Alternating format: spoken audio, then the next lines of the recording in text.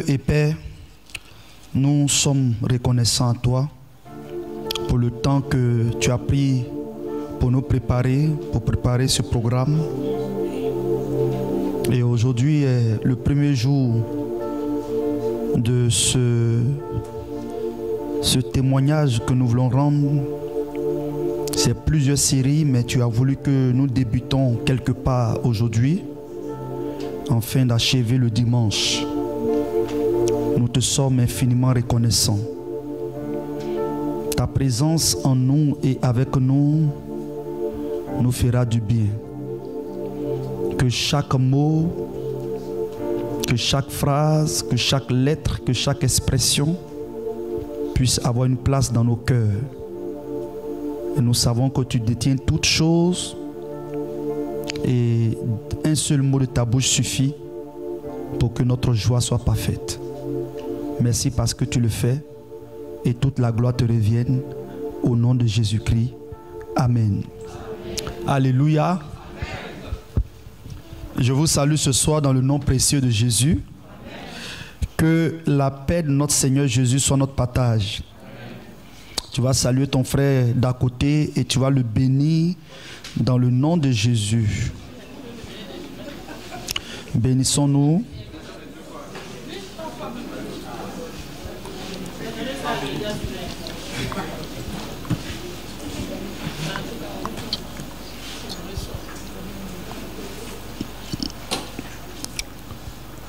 C'est bon? Ça peut aller? D'accord, soyez bénis. Je suis dans la joie d'être avec vous ce soir et que la gloire et l'honneur reviennent à notre Seigneur Jésus-Christ qui me donne l'occasion de m'exprimer ce soir. Je voudrais dire merci aussi à l'homme de Dieu, à notre père spirituel, l'apôtre Diegagne, qui a bien voulu m'associer à ce programme pour que nous puissions rendre ce que Dieu a fait dans nos vies pour édifier quelqu'un dans cette salle et édifier aussi quelqu'un en ligne. Que Dieu nous bénisse et nous croyons que dans peu de temps, il sera là au nom de Jésus. Amen. Nous voulons saluer toute l'équipe qui travaille avec l'apôtre. Que Dieu vous bénisse abondamment. Tous ses conseillers, soyez bénis et merci pour tous les efforts que vous déboussez pour l'avancement du règne de Dieu. Soyez pleinement bénis. Peuple merveilleux de la Riviera 2, vous êtes bénis au nom de Jésus. Acclamez le Seigneur pour vous-même.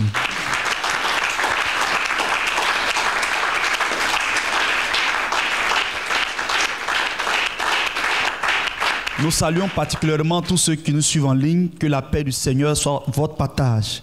Vous avez les salutations de ma famille. Elle vous salue, elle vous aime au nom de Jésus. Alors nous allons introduire ce message par deux textes bibliques. Le premier texte que nous allons lire maintenant est tiré du livre de Josué chapitre 2, le verset 1 à 24. Nous n'allons pas tout le lire et après quoi nous allons voir le deuxième chapitre. Et nous allons introduire ce témoignage. Josué chapitre 2, versets 1 à 24. Josué le chapitre 2. Voilà, tu t'arrêtes au verset 14. Oui, on y va. À partir du verset 1. Josué, fils de Nun, fit partir secrètement de Sittim 2 espions, en leur disant, allez examiner le pays, et en particulier Jéricho. Ils partirent et ils arrivèrent dans la maison d'une prostituée qui se nommait Rahab, et ils y couchèrent.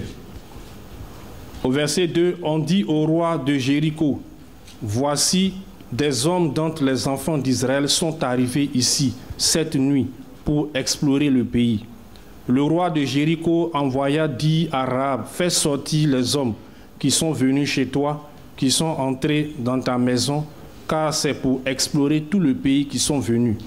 La femme prit les 2 hommes et les cacha, et elle dit, il est vrai que ces hommes sont arrivés chez moi, mais je ne savais pas d'où ils étaient. Au verset 5, et comme la porte a dû se fermer de nuit, ces hommes sont sortis, j'ignore où ils sont allés. Hâtez-vous de les poursuivre, et vous les atteindrez. Elle les avait fait monter sur le toit, et les avait cachés sous les tiges de lin qu'elle avait arrangées sur le toit. Ces gens les poursuivirent par le chemin qui mène au gué du Jourdain, et l'on ferma la porte après qu'il fut sorti. Avant que les espions se couchassent, Rahab monta vers eux sur le toit et leur dit, « L'Éternel, je le sais, vous a donné ce pays. La terreur que vous inspirez nous a saisis et tous les habitants du pays tremblent devant vous. » Au verset 10, « Car nous avons appris comment à votre sortie d'Égypte, l'Éternel a mis à sec devant vous les eaux de la mer Rouge, et comment vous avez traité les 2 rois des Amoréens au-delà du Jourdain, Sihon et Og, que vous avez dévoués par interdit. Nous l'avons appris et nous avons perdu courage, et tous nos esprits sont abattus à votre aspect, car c'est l'Éternel votre Dieu qui est Dieu en haut dans les cieux et en bas sur la terre. Verset 12. Et maintenant, je vous prie, jurez-moi par l'Éternel que vous aurez pour la maison de mon Père la même bonté que j'ai eue pour vous. Donnez-moi l'assurance que vous laisserez vivre mon père, ma mère, mes frères, mes sœurs et tous ceux qui leur appartiennent, et que vous nous sauverez de la mort. Verset 14. Ces hommes lui répondirent, nous sommes prêts à mourir pour vous, si vous ne divulguez pas ce qui nous concerne. Et quand l'Éternel nous donnera le pays, nous agirons envers toi avec bonté et fidélité. Amen. Que Dieu bénisse sa parole. Nous voulons introduire ce témoignage par ce verset. Vous savez, ce verset, il est plein de révélations. Il s'agit ici de Rahab la prostituée. Rahab la. Très bien. Vous savez, Rahab n'était pas une prostituée avant qu'elle ne vienne sur la terre. Dans le plan merveilleux de Dieu, Rahab n'était pas une prostituée. Elle avait une destinée glorieuse. Elle avait une destinée extraordinaire. Elle avait une bénédiction sur sa vie qu'elle portait, qu'elle transportait. Et quand elle est née, Satan ayant vu son étoile, la gloire de Dieu sur sa vie, Satan va l'attaquer pour dénaturer cette gloire de Dieu sur sa vie. Parce que le diable savait que Rahab était destinée à quelque chose de très grand. Très grand. Alléluia. Amen. Chaque personne qui vient sur la terre a une destinée très grande. Et c'est pourquoi Satan se vertue à détruire cela. Donc Satan va coller une image à Rahab dans le but d'empêcher le plan de Dieu de s'accomplir. Si elle est prostituée, elle ne pourra plus accomplir le plan et la destinée de Dieu pour sa vie. Donc Satan va envoyer un esprit de prostitution sur la vie de Rahab, et Rahab va être une prostituée professionnelle dans Jéricho. En telle enseigne que tous ceux qui rentraient visitaient Rahab et elle allait avec eux. Et Dieu, dans son amour, comme il avait déjà réservé un plan merveilleux sur la vie de Rahab, coûte que coûte, Dieu va travailler à cela pour accomplir ce plan-là. Pour le diable, c'était déjà fini pour Rahab. Pour Satan, c'est fini, c'était déjà arrêté. Rahab allait rester comme ça, mourir prostituée et retourner sans accomplir le plan de Dieu pour sa vie. Or, vous savez avec moi que avant qu'elle ne vienne sur la terre, Dieu avait déjà destiné Rahab comme la quintailleule de notre Seigneur Jésus-Christ. C'est pourquoi Rahab est mentionné dans le livre de Matthieu chapitre 1, verset 5, qu'on va le lire. Matthieu chapitre 1, verset 5. On peut commencer au verset 1er et terminer à 5.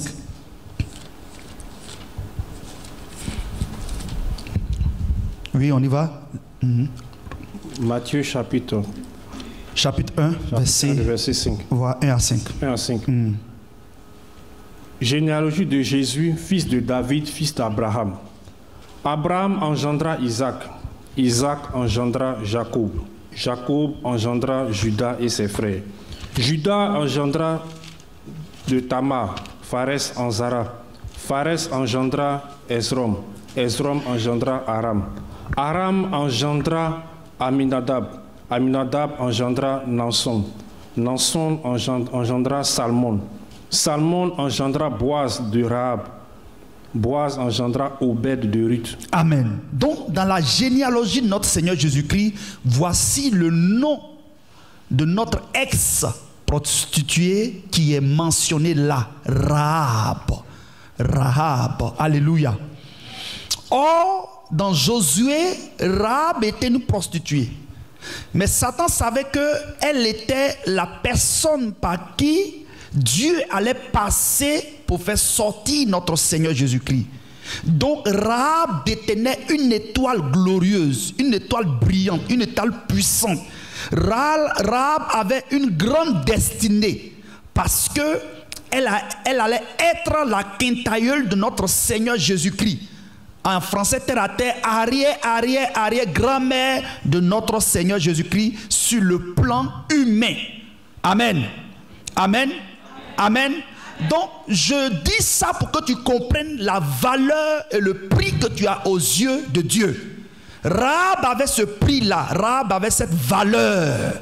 Mais le diable est venu t'acheter cela en mettant la prostitution sur elle pour ne pas que cela s'accomplisse. Mais c'était mal connaître Dieu. Alléluia. Et pour que ce plan s'accomplisse, qu'est-ce que Dieu va faire? Dieu va activer son processus de destruction du diable. Dieu va activer sa gloire, il va activer sa puissance pour que, à cause de Rahab seul, Josué et son armée puissent faire leur entrée à Jéricho et libérer Rahab. C'était à cause de Rahab.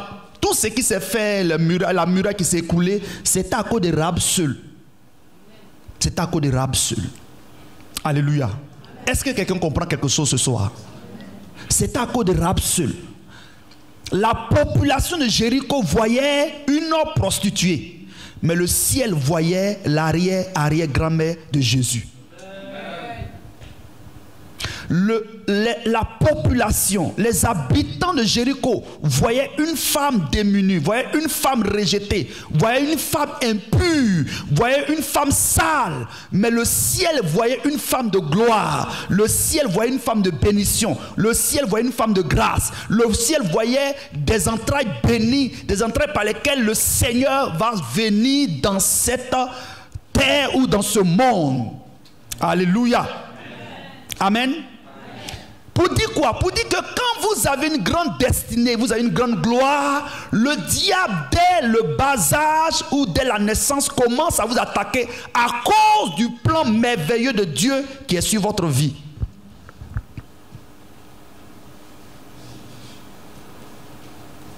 À cause de la gloire de Dieu qui est sur votre vie, Satan va se mettre à vous attaquer, à vous détruire, pour ne pas que cela s'accomplisse. Et c'est là que j'introduis maintenant mon témoignage. Alléluia. À l'état civil, je me nomme Dadier Kwasi Ange Thierry. Et je vais commencer par comme on le dit simplement en français, terre à terre, avant ma naissance. Je suis fils de M. Dadier Bosso Léonard et cet homme, à bas âge, était un homme très doué, qu'on appelle surdoué, très intelligent. Et quand il était au premier cycle du collège, même ses professeurs venaient à la maison pour témoigner de la qualité de la connaissance qu'il avait. Même à l'école, il contredisait même ses professeurs. Donc tout le monde voyait déjà un bel avenir pour cet homme. On savait que cet homme-là, il allait devenir un grand cadre dans notre pays. Tout le monde le savait. Il est issu de 10 enfants, dont 8 qui sont morts et 2 sont restés. C'est-à-dire mon père et sa petite sœur. Pas sa petite sœur directe. Parce qu'entre lui et elle, il y a eu au moins 2 à 3 enfants qui sont décédés. Donc c'est les 2 là qui sont restés. Et les 8 autres ont été neutralisés par mon grand-père. Parce qu'il détenait le pouvoir de la sorcellerie. Donc, il a certainement essayé de détruire la vie de mon père, mais il n'a pas pu. Et c'est pourquoi tout à l'heure, tu vas comprendre le rapport entre Rahab et la vie de mon père. Alors, quand ils sont arrivés à l'examen au BPC, vous savez qu'en ce temps-là, quand tu as échoué dans une matière d'un seul point, alors tu as carrément échoué. Ce n'est pas maintenant où on dit, bon, si tu n'as pas moyen ici, l'autre côté peut boucher. En ce temps-là, il n'y a pas, on ne bouchait rien. Et mon père était rassuré, mon père était confiant. Parce qu'il maîtrisait déjà les coups. Même l'examen blanc qu'ils ont fait, toute la région dans laquelle où il était là, il était le meilleur, il était le premier. Donc tout le monde savait que cet enfant était déjà admis à son BPC. Et quand ils sont allés à l'examen, malheureusement, mon père a échoué demi-point. Et ça lui a fait tellement mal que mon père a pris la résolution de ne plus continuer les cours.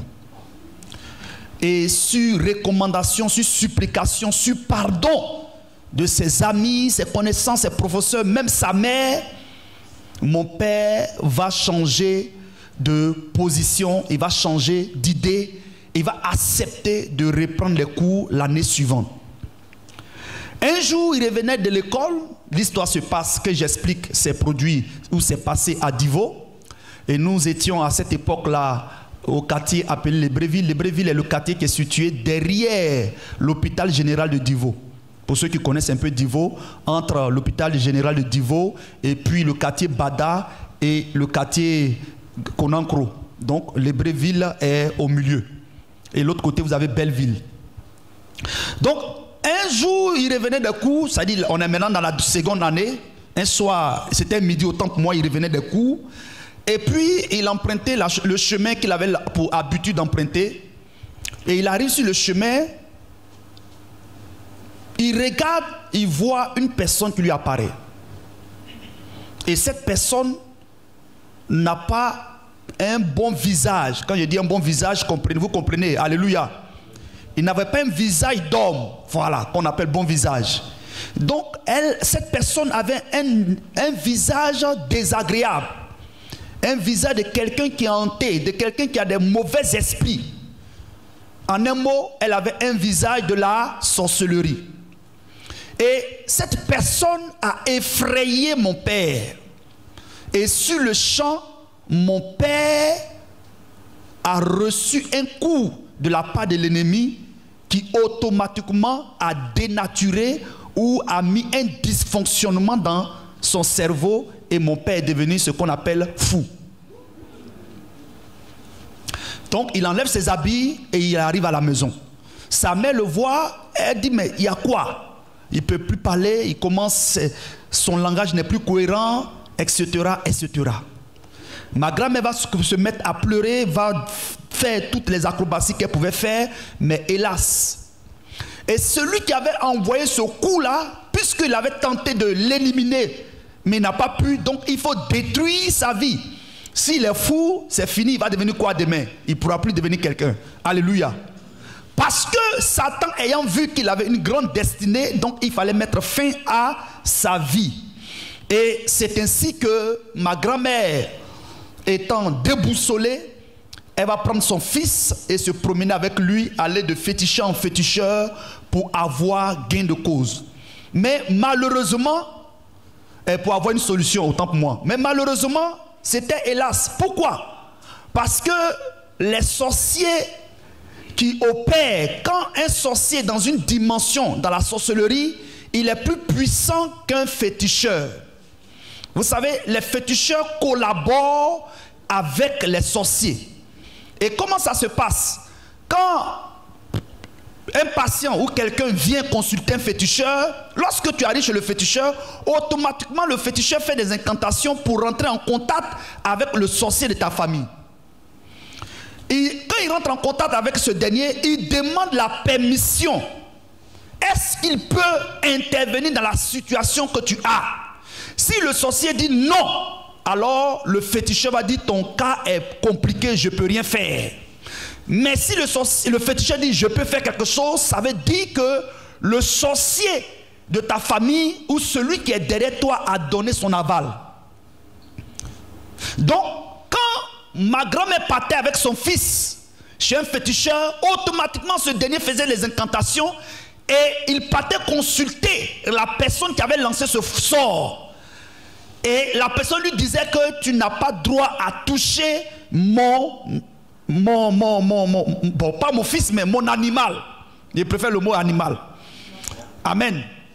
Voilà. Ou même ma proie.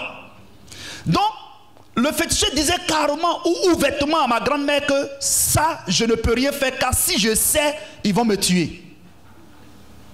Et c'est ainsi que ma grand-mère prenait son fils et elle partait dans un autre lieu. Et c'est comme ça qu'elle allait de féticheur en féticheur. Même tous ceux que vous connaissez, les soi-disant prophètes de Lakota, elle allait les consulter. Et ils n'ont pas pu faire quelque chose. Et ma grand-mère rentrait avec son fils à la maison après avoir tourné dans tous ces lieux-là sans réponse, sans satisfaction. Elle était déboussolée. Donc, qu'est-ce qu'elle va faire comme solution? Elle va mettre son fils dans une chambre et il va rester là parce qu'il n'y avait plus d'espoir pour lui, il n'y avait plus de solution pour lui, on ne pouvait plus rien faire pour son cas. Alléluia. Et chaque fois, elle était vraiment abattue, elle versait des larmes quand elle voyait la situation de son fils. Le fils qui était très brillant, le fils qui était surdoué, voici qu'il se retrouve dans une situation pénible, dans une situation difficile, dans une situation sale, si on peut l'exprimer ainsi, parce que cette situation n'honore pas le Seigneur puisque ce n'est pas sa volonté. Mais elle n'avait pas de solution pour cette situation. Elle n'avait pas de solution pour enlever son fils dans ce problème. Elle ne pouvait pas, parce que c'était au-delà de ses forces, c'était au-delà de ses compétences. Puisque c'est la sorcellerie qui était en bas, donc elle n'était pas sorcière pour dire elle va se combattre contre la sorcellerie. Et la seule force qui peut combattre la sorcellerie, c'est Jésus-Christ de Nazareth. Alléluia. Or, en cette époque-là, nos parents ne voulaient pas entendre parler de Jésus. Alléluia. Et c'est ainsi que mon père est resté là, dans cette situation, pendant longtemps. Et un jour, un homme va venir et il rentre dans la cour, il demande à ma grand-mère, il salue ma grand-mère, lui donne à boire et elle lui demande les nouvelles. Il lui dit non, qu'il n'y a rien de grave et que j'ai appris que tu as un fils qui est dans tel état et tu as cherché partout, tu as frappé partout, tu n'as pas eu de solution. Je suis venu pour aider cet enfant. Et ma grand-mère va lui dire, mais où partout où nous sommes allés, on nous a dit que celui qui essaie de faire quelque chose, sa personne là, ça sera au prix de sa vie. Et toi tu dis que tu vas intervenir, dis oui, il va le faire.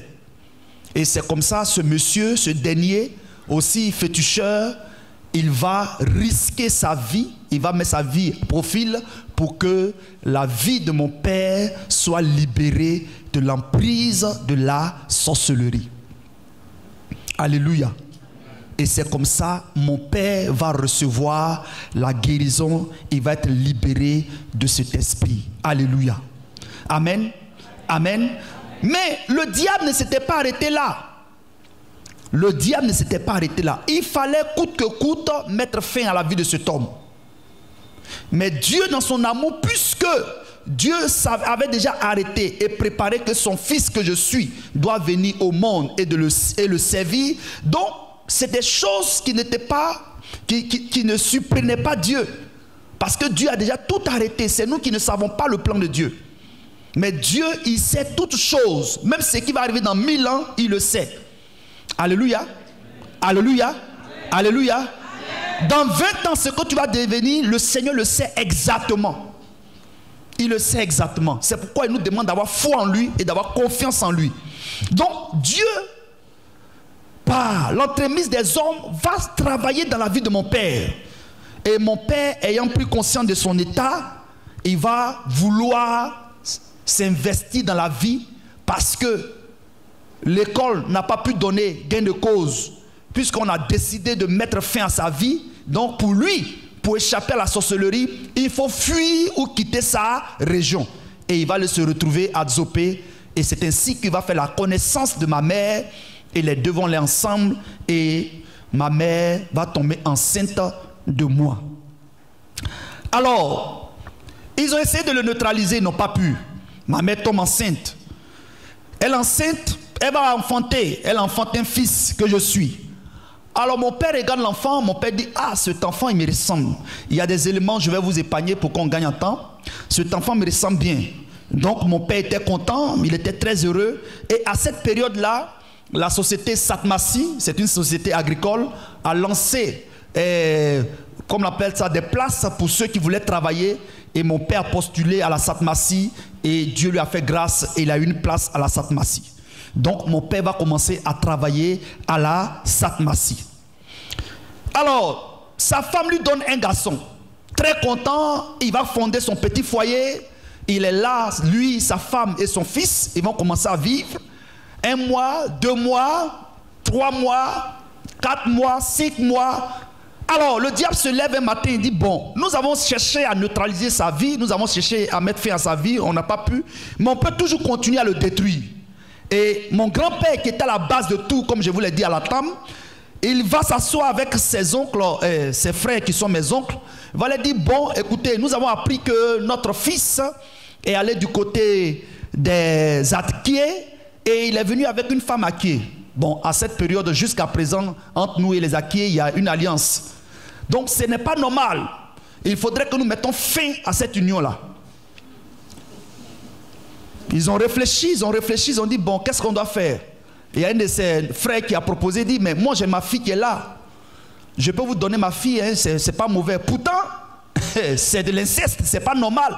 Mais il a accepté parce que le plan doit s'accomplir.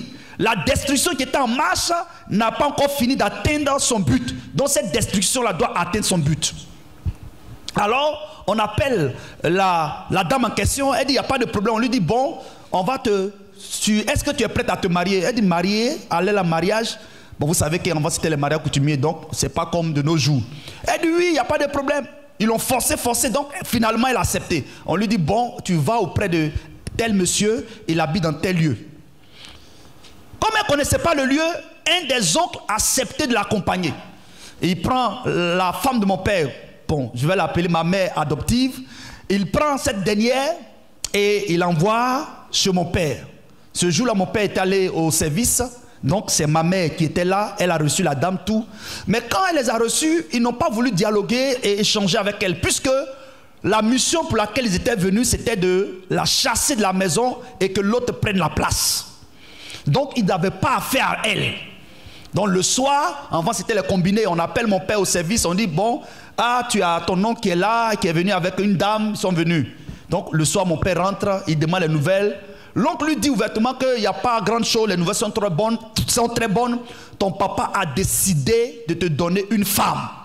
Et tu n'as pas le droit de la refuser parce que la décision a été déjà arrêtée. Un point, un trait. Donc je suis venu te donner ta femme le lendemain matin, comme il fait nuit, le lendemain matin j'ai pris mes bagages et retourné à Divo. Mon père dit non, mais ça ne se passe pas comme ça, vous n'avez pas demandé mon avis, j'ai une femme, j'ai un enfant, vous pouvez venir détruire mon foyer. Il lui a dit, hé mon frère, je ne suis pas venu trop parler gros français. Voilà, vous savez que nos vieux du village, ils n'étaient pas trop dans les gros français. Il dit, ton papa a décidé, la famille a décidé, un point c'est un trait.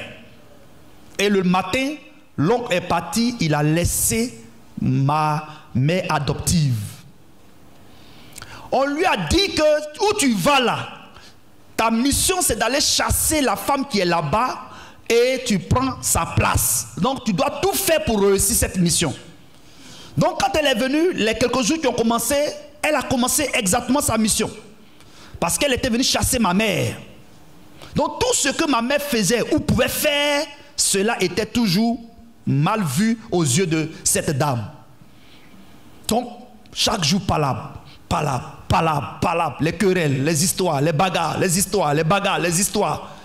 Et chaque fois mon père parlait, mais ce que vous faites n'est pas bien. Vous êtes deux femmes, attendez-vous, aimez-vous. Mais ils ne pouvaient pas s'aimer parce qu'il y avait une mission qui était en bas et cette mission c'était de détruire ton foyer. Donc ils ne peuvent pas s'attendre. Toi tu n'as pas Jésus. Comment ils vont s'attendre? Comment ils vont s'aimer?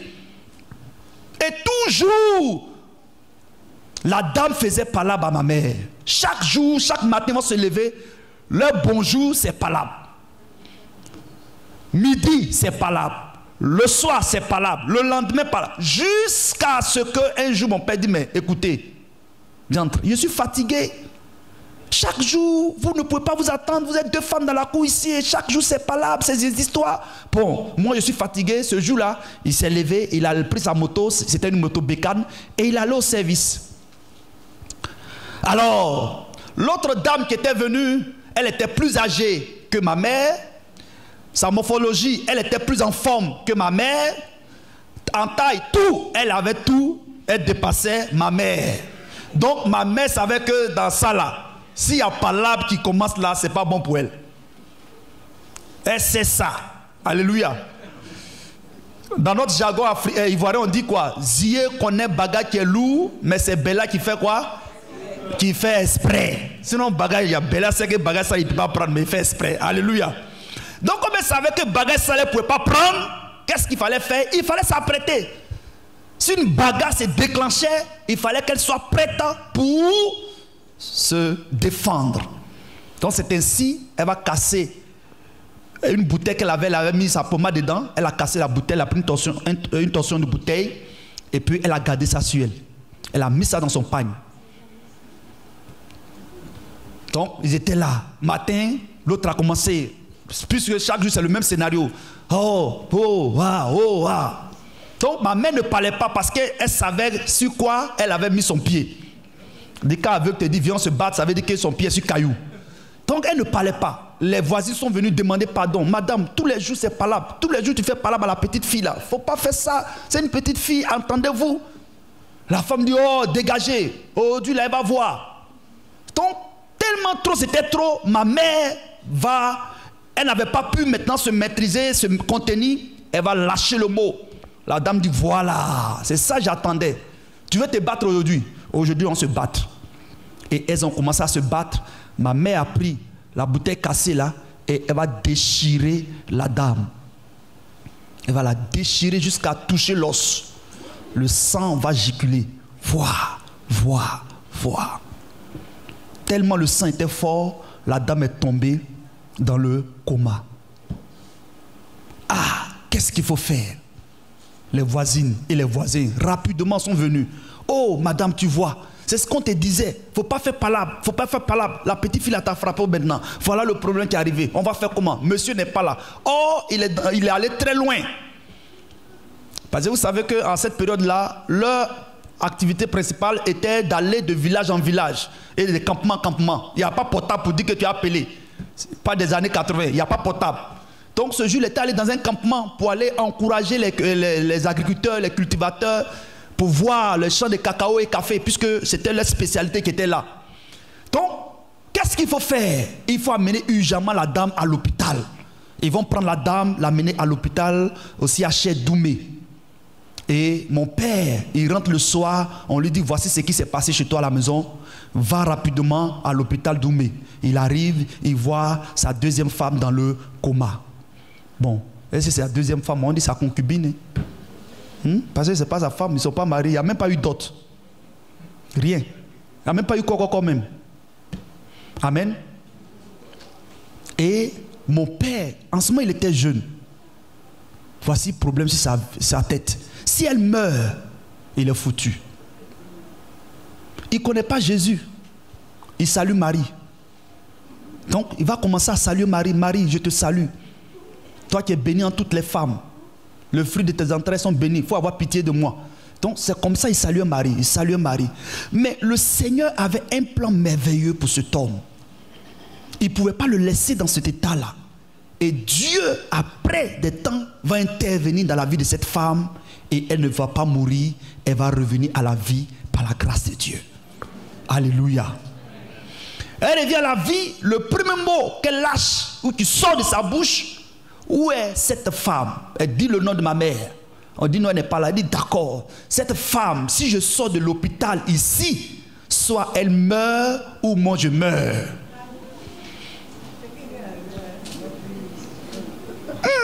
Madame, tu sors du coma et tu dis que si tu sors de l'hôpital, quelqu'un va mourir encore. Donc, mon père ayant pris peur, il a dit mais qu'est-ce qu'il faut faire? Donc un de ses collègues, il lui a donné l'information. Le collègue lui a dit bon, comme l'oncle de ta femme, ta première, est à Oumé ici, c'est mieux de l'envoyer chez son oncle. Si elle est là-bas et que l'autre vient, on va voir après son rétablissement ce qu'il faut faire. Et c'est ainsi que j'ai envoyé ma mère chez son oncle. Arrivé son oncle, l'autre elle est sortie de l'hôpital. Elle se porte maintenant bien. Elle a commencé à se retrouver. Quand elle a commencé à se retrouver, elle a repris ses esprits. Elle doit tuer ma maman. Il faut qu'elle tue ma maman. Ce que ma maman a fait, ce que ma mère a fait sur elle, elle doit faire les mêmes choses, laisser les mêmes cicatrices sur le corps de ma mère. Donc c'est ainsi que j'ai commencé maintenant. Elle a commencé à faire les recherches. Elle a commencé à faire les recherches. Quand mon oncle maternel a appris ça, il a appelé mon papa et lui a dit, Monsieur Dadier, tu es encore très jeune. C'est maintenant que tu commences le travail. Si entre les deux femmes, l'autre retrouve l'autre et qu'elle la tue, tu vas faire la prison pour ça. Donc c'est mieux qu'on fasse partir ma nièce au village. Elle va s'éloigner le temps que celle-là retrouve ses esprits et on va voir la suite. Et c'est ainsi, mon père, malgré sa volonté, puisque là, il était coincé, il était obligé d'accepter. Il a dit d'accord. Donc ma mère dit, bon, comme j'ai un enfant, en ce moment j'avais 8 mois maintenant, comme j'ai un enfant sous ma main, qu'est-ce que je fais? Je vais aller avec mon enfant. Son oncle lui dit, non, ne pars pas avec l'enfant, parce que si tu vas avec l'enfant, et que demain cette dame, elle se retrouve bien, est-ce que ce monsieur va penser à toi? Si l'enfant tombe malade, si l'enfant a des problèmes, qui va s'occuper de l'enfant? Ma mère dit, mais il va s'occuper de son enfant puisque c'est son enfant. L'oncle a dit, non, pas question, laisse l'enfant dans les mains du monsieur. C'est son enfant, si l'enfant reste dans sa main, s'il vit, ça c'est le problème. Toi, tu es une jeune fille, tu peux te remarier demain et avoir des enfants. Et c'est comme ça. Alléluia. C'est ainsi que ils vont me laisser dans les mains de ma mère adoptive. À 8 mois. À 8 mois. Alléluia.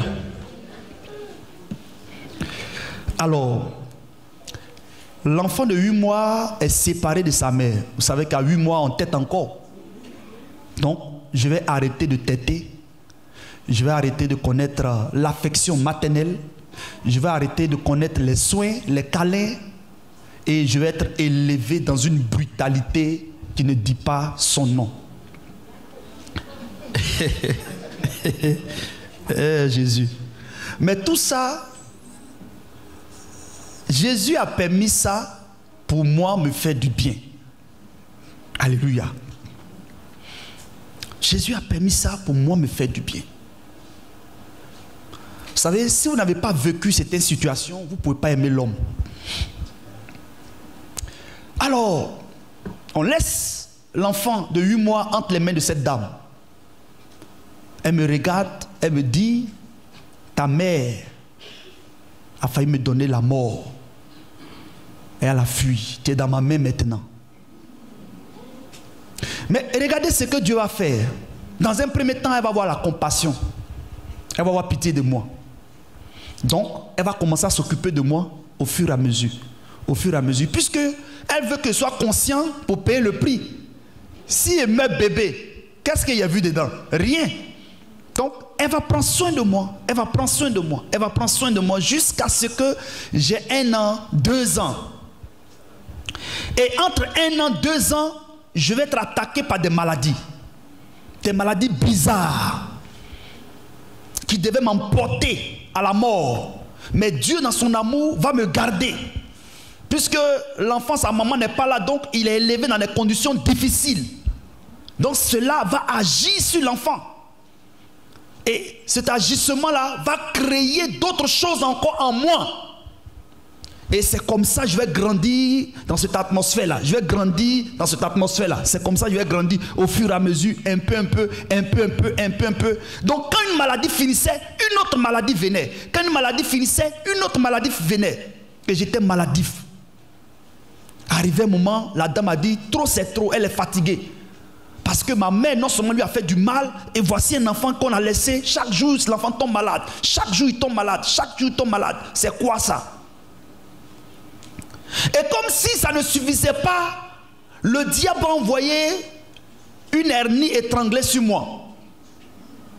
Or, vous savez, quand vous êtes enfant, que vous avez cette maladie, vous faites beaucoup les déchets. Ça veut dire que vous déféquez sur vous. Vous déféquez sur vous. Et là, il faut porter des couches. Ça remplit, on enlève, on met l'autre couche. Ça remplit, on enlève, on met l'autre couche. Ça remplit, on enlève. Et mes tantes qui étaient là, en cette période-là, comme elles disent que mes déchets sentaient mauvais, elles ne pouvaient pas prendre soin de moi. Donc, quand je fais les déchets, elles enlèvent, elles déposent. Quand je fais les déchets, elles enlèvent, elles déposent. Jusqu'à ça remplit un seau. Et le soir, la dame, quand elle revient de la ville, après ses traitements, elle voit les déchets. C'est elle qui va prendre pour laver mes couches, laver mes caleçons. Arrivé un moment, elle a dit à mon papa que vraiment, a fait ça là, moi je ne peux plus supporter. Je ne peux plus supporter ça. Et qu'est-ce qu'elle va faire? Dieu va toucher son cœur. Dieu va toucher son cœur. Et elle va dire à mon papa, il faut qu'on l'opère cet enfant. On doit l'opérer. On doit enlever l'hernie. Donc mon papa allait prendre les renseignements. On lui a dit, mon frère, c'est pas prudent. L'enfant risque de mourir, la mort peut l'emporter dans cette affaire-là. D'autres lui ont dit non, ça s'opère, ça peut aller. Donc ils sont restés là, en train de tergiverser, rester là. Jusqu'à un matin, la dame a tapé sur la table et a dit aujourd'hui là, on va l'opérer l'enfant. S'il meurt, c'est ça. Mais moi, je ne peux plus continuer à laver toujours les déchets de cet enfant. Je suis fatigué. Je suis fatigué de laver les déchets de cet enfant. Je suis fatigué. Et mon père, malgré lui-même, va débourser de l'argent. Et ils vont m'envoyer à Gagnoa. À cette époque-là, le centre hospitalier de Gagnoa était encore plus puissant. Et je vais subir l'opération. Et la maladie va être ôtée. Je fais quelques mois à l'hôpital, je suis libéré, on m'emmène à la maison. J'ai commencé à me retrouver, j'ai commencé aussi à grandir un peu. Pour moi, j'ai pensé que la souffrance était terminée. Or, c'était mal connaître le diable. À l'âge de 3 ans, 4 ans, c'est là que la souffrance maintenant va commencer. La dame va commencer maintenant à sévir. Elle va commencer maintenant à taper. Elle va commencer maintenant à agir dans ma vie. Parce que chaque fois qu'elle voyait les cicatrices de son bras, elle se rappelait de ce que ma mère lui avait fait. Et comme ma mère n'était pas là, alors le représentant de la mère était là. C'est cet enfant. Donc il fallait qu'il subisse tout ce que sa mère a fait. Il y a des choses, il va vous épargner. Alléluia. Donc on est resté dans cette atmosphère. Commencer, continuer, 5 ans, 6 ans. 5 ans, 6 ans déjà, on dit, bon, mon ami, écoute, c'est toi qui vas te taper tout le boulot de la maison. Bon, un enfant de 6 ans, il connaît quoi? Mais oui, il connaît quelque chose. Et à cette période-là, on va me faire des travaux pénibles. Matin, il fallait se lever, je vais laver assiette, je vais laver habit, je vais balayer la cour. C'est-à-dire, je faisais tout ce travail. Et accompagné d'une chicotte. Si c'est mal fait, on te chicote copieusement. On te chicote correctement. Sans compassion, sans pitié. Tu es frappé normalement. Parce que tout ça c'était fait pour quoi? Pour décharger sa colère. Ou pour se libérer un temps soit peu. Mais ce n'était pas la solution. Et c'est comme ça que je vais continuer dans cette atmosphère-là. Continuer. Au fur et à mesure, 7 ans, 8 ans, je continuais dans les coups, les chicottes. Je continuais dans les travaux pénibles. Et en tenant 5 ans, je me demandais, mais est-ce que ça vaut la peine de vivre?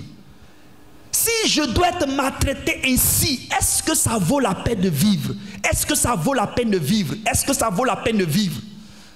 J'introduis aujourd'hui sur ces choses pour que tu comprennes ce qu'on va dire demain et après-demain. Parce que la gloire de Dieu, quand elle doit venir, il faut que Dieu te prépare à des épreuves dures. Alléluia. Alléluia. Pour que tu puisses expérimenter la gloire de Dieu à des choses, à des grandes dimensions, il faut que Dieu te prépare. Il faut que Dieu te forme. Il faut que Dieu te forge. Il faut que Dieu t'apprenne à te débarrasser de tes émotions. Alléluia. Amen. Aujourd'hui, quand on touche quelqu'un, petit note, oh, il est fâché.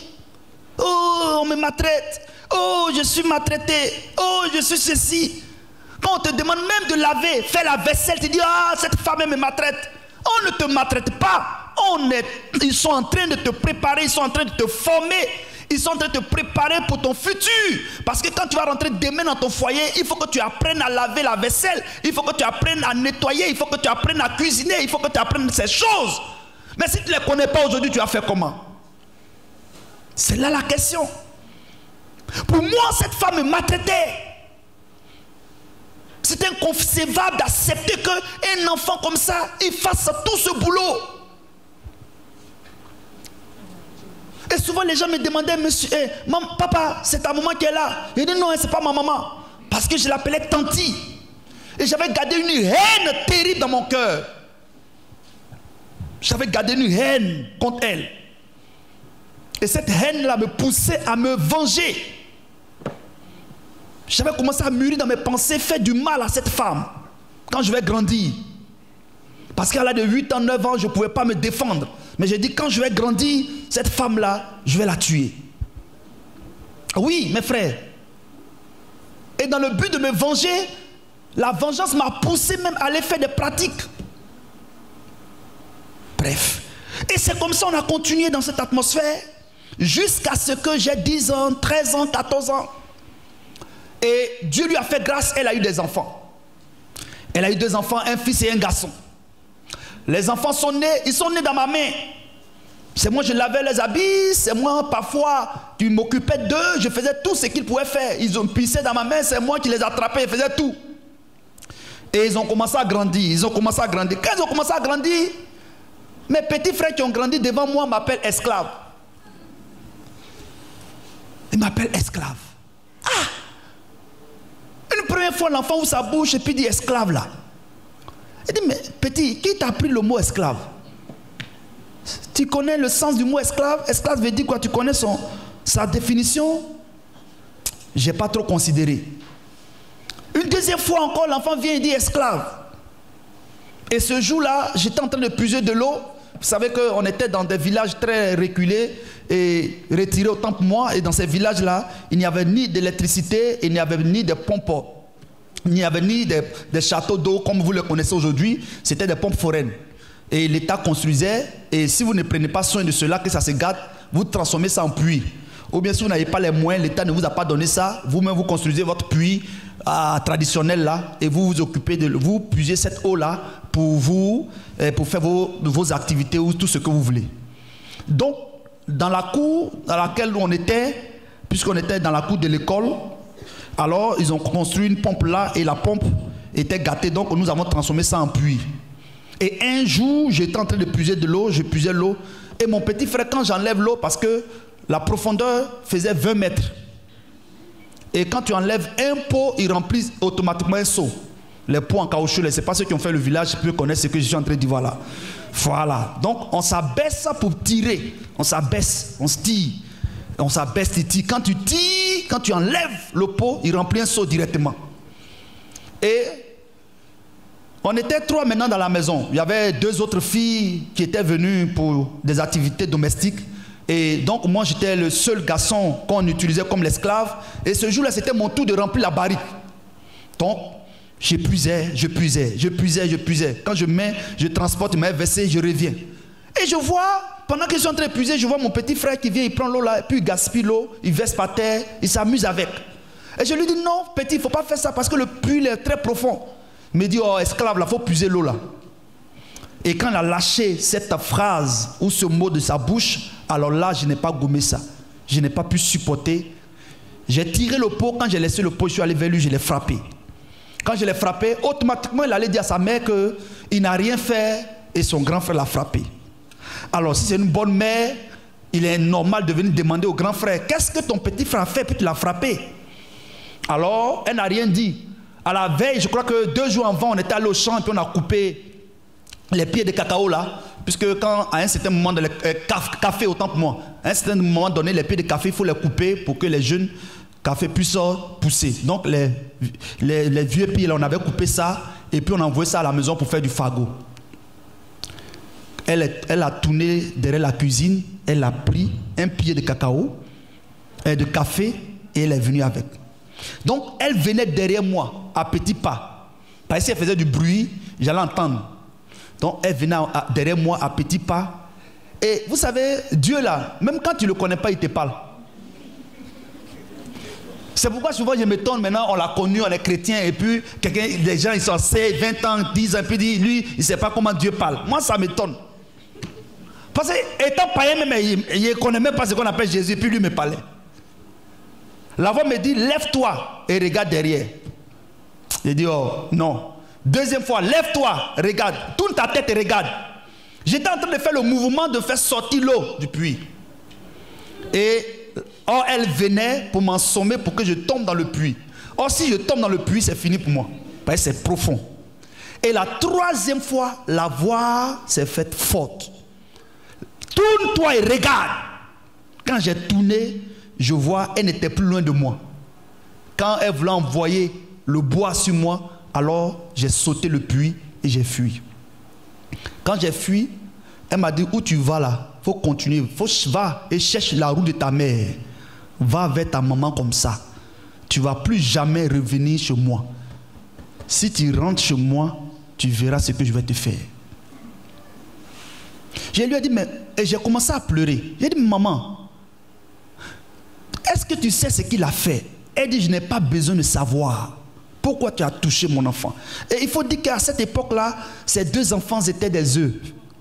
Ils étaient vraiment des œufs. Il ne fallait pas les toucher. Tu as touché à ces enfants. Ah, ce que tu cherches là, tu vas trouver. Même si tu insultes, tu n'as pas le droit de parler. Même si te font du mal, tu n'as pas le droit de parler. Et ce qui me cœur, c'est que même à l'église, il y a des chrétiens qui se comportent ainsi. Ma soeur, ton ventre là, la même année, tu prends 9 mois. 9 mois là. C'est comme ça, l'autre là, elle prend 9 mois pour son enfant. Il ne faut jamais préférer tes enfants que les enfants des autres. Non. Il faut aimer. Si tu as des enfants chez toi, il faut les aimer eux tous au même niveau. Il ne faut pas maltraiter l'enfant de quelqu'un. Même si c'est ta domestique, il ne faut pas la maltraiter parce que de la même manière que tu as porté les 9 mois et tu connais les douleurs de l'enfantement, c'est la même chose que sa mère aussi a porté et qu'elle connaisse. Donc, il ne faut pas faire d'acception entre les enfants, préférer des enfants. Non, voici, ça c'est mes enfants qui sont sortis mes entrailles. Donc l'autre, elle est sortie où? Dans ses anus. Dans son anus plutôt. L'autre, elle est sortie dans son anus. Non. Il faut aimer les enfants. Il faut aimer tout le monde au même niveau. Alléluia. Il faut aimer tout le monde au même niveau. Et quand elle a dit ça, je lui ai dit, il faut connaître la raison. Elle dit non. Elle n'a pas besoin de connaître la raison. Et c'est ainsi, je suis resté là-bas jusqu'à la nuit. Il était 19h, 20h. Mon père vient du service, il me cherche, il ne me trouve pas. Il demande à sa femme, elle dit, elle ne sait pas. Il dit, ah bon, d'accord. Donc il a commencé à se mettre, il s'est mis à me chercher. Et il va et me trouve là, au bout de la classe là, j'étais là dans le noir, j'attendais mon papa. Il dit peut-être lui au moins, il va venir me sauver, il va me délivrer. Mon père me voit, il dit allons à la maison. Il dit ah papa, il ne veut pas à la maison. Il dit pourquoi? Il dit ah tante m'a dit s'il rentre là, elle va me frapper. Tu as fait quoi? Et j'ai expliqué. Quand j'ai expliqué, mon père s'est mis en colère, il dit mais c'est pas normal. Pourquoi ton petit frère peut t'appeler esclave? Et non seulement le puits est profond et tu enlèves l'eau et lui gaspille. Ce n'est pas normal. Il va vers sa femme pour dire, mais est-ce qu'il veut expliquer? Sa femme dit rien. Que lui là, s'il rentre ici, je vais le tuer. Ah, mon père dit, mais tu vas le tuer pourquoi? Qu'est-ce qu'il a fait de si grave? Elle dit, s'il rentre, je vais le tuer. Donc moi j'étais loin là-bas et je voyais les deux en train de se chamailler, en train de se disputer. Et j'étais là, j'observais la scène. Et quand j'ai vu que mon père ne pouvait pas contrôler cette situation, j'ai dit, oh, moi, mais il sait que je suis foutu. Parce que, dans le fond, cette femme avait de l'autorité sur mon père. Quand elle disait quelque chose, mon père était incapable, il était invalide. Il ne pouvait rien faire, elle le dominait. Donc, je savais que, malgré toute sa colère qu'il avait dégagée là, ça n'allait pas aller quelque part. Oui, je savais ça. Donc j'assistais à la scène, j'assistais. Et quand mon père a vu qu'il se sentait faible, incapable, il allait appeler le voisin. Le voisin était de même ethnique que nous. Il allait l'appeler, lui expliquer. Le voisin dit non, mais c'est pas normal. Il arrive chez nous, il dit à la femme, elle dit oh, elle veut rien savoir. Le voisin dit non, madame, je ne suis pas d'accord. Et le voisin va aller, il va me prendre par la main et m'envoyer à la maison.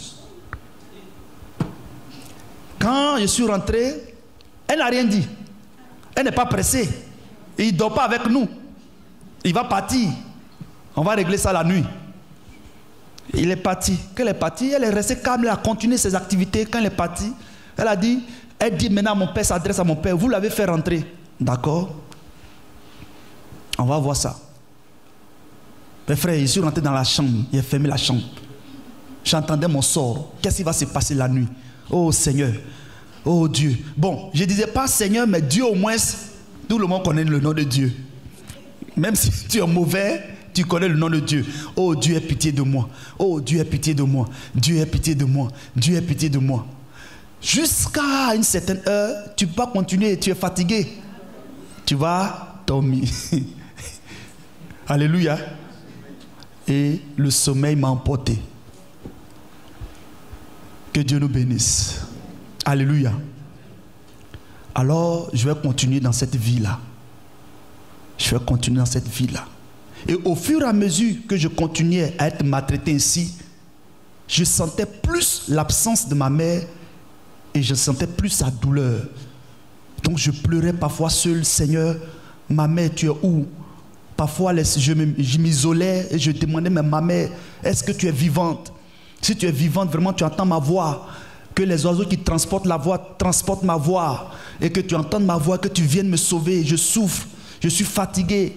Et je pleurais. Et je ne pleurais pas à haute voix pour ne pas qu'elle entende. Si elle entend ça, je suis foutu. Donc, je pleurais à voix, à petite voix. Et étant caché, je pleurais comme ça. Je pleurais comme ça, comme ça, comme ça, comme ça. Jusqu'à ce que Dieu, par sa pure grâce, je me suis dit que quand je vais être admis au CP, alors je vais quitter la maison et puis étant chez des tuteurs en ville, je vais pouvoir me reposer. Alléluia. Et Dieu fait grâce, j'arrive au CM2. J'arrive au CM2. Mon père, un jour, dans les échanges, il me dit, bon, écoute mon fils, tu ne vas jamais mettre les pieds au village parce que je sais que le village n'est pas bon, il y a trop de sorcellerie là-bas. Moi-même, j'ai été victime de ceci, de cela. Et quand tu vas travailler un jour, si tu es libre, si tu veux, tu pourras t'y rendre. Il dit, bon, là c'est bon, c'est une bonne information que tu me donnes. Donc, je travaille, je bosse dur, je suis admis, et je suis admis au CP, et je suis là un jour, les résultats sont sortis, on nous donne les résultats. 2 jours après, mon père, il vient vers moi, il dit, bon, ça va, tu as bien dormi la nuit? Il dit oui. Il dit, bon, d'accord, j'ai réfléchi la nuit, et j'ai conclu que je dois t'envoyer au village. Monsieur, c'est pas ce que tu avais dit la fois passée? Tu as dit que je ne dois pas aller au village parce que si je vais au village, il y a trop de sorciers qui vont me détruire parce qu'ils ont cherché à te détruire. Et maintenant, tu me demandes d'aller au village. J'ai dit, ah papa, moi je ne veux pas aller au village. Il dit, non, tais-toi, tu vas aller au village. Tu vas aller au village. Mes frères et sœurs. J'ai dit, d'accord papa, si telle est ta volonté, moi j'ai obéi. Alors, je suis content, je vais aller au village, je vais aller au village, je vais aller au village, je vais aller au village. Alors, il appelle un de ses amis, il a pensé que lui-même il allait m'accompagner, il ne va pas le faire. Il appelle un de ses amis, il lui dit, bon, écoute, tu vas accompagner mon fils au village, comme c'est les vacances, et il va aller au village pour un temps. Son ami me prend, il indique son ami sur une feuille, le monsieur prend avec les renseignements, et puis on va au village. Ah, lui-même, il sait qu'il ne peut pas mettre ses pieds au village. Parce qu'il sait que s'il s'en va, il connaît. Donc moi, il me livre. J'arrive au village, on se renseigne, on trouve la maison de ma grand-mère. Et j'arrive, on dit à ma grand-mère, voici, c'est ton petit-fils, tout. Elle est contente, elle est heureuse de me voir. Elle dit, ah, il y a longtemps, parce que souvent elle venait à la maison, en ville, là où on était. Donc on dit, ah, mon petit-fils est bien, bonne arrivée, c'est rentré ici, c'est sorti ici. Bref. Le lendemain, elle dit, mon petit-fils, on va aller au champ. Il dit, d'accord. On va au champ, on revient. On arrive au village, quelques vieux commencent, ils m'approchent. Ah bonjour, ça va? Il dit oui. c'est toi le fils de monsieur Tan? Il dit oui, c'est moi. Ah, c'est toi qui as eu, bon, j'ai parlé dans le jargon, hein, c'est toi qui as eu CP Bruce. Il dit oui, c'est moi. Et dans mon cœur, pour moi, c'était une fierté, c'était de l'orgueil. Il dit oui, c'est moi. Ah, petit, tu connais papier, hein? Ah, c'est bien. Je le dépasse. Une deuxième personne. Ah, petit, ça va, tu es enfant de qui? Et je dis le nom de mon père. Ah, c'est toi qui as eu CP Bruce. Oui, c'est moi. Ah, c'est bien. Tu connais papier, hein? Et chaque jour, c'était comme ça. Pour moi, c'était d'une fierté. Ah, Dieu merci, je connais, je suis fort. Puisque à cette période-là, il faut dire que dans les classes, c'était des personnes âgées qui étaient là. Vous pouvez voir une fille, même tous ses seins sont tombés, elle était au CM2. Le monsieur, vous pouvez voir, toute la barbe est sortie, il était au CM2. Bon, je ne vous apprends rien. Et nous, on était très petits en ce temps-là. Dieu nous a fait grâce. Comme on connaissait un peu papier, donc Dieu nous a fait grâce. On a vraiment eu les classes rapidement et nous sommes arrivés au CM2, nous avons eu l'entrée en 6e. Donc, je vais au village, tout le monde, avant que je n'arrive au village, la nouvelle s'est répandue dans le village.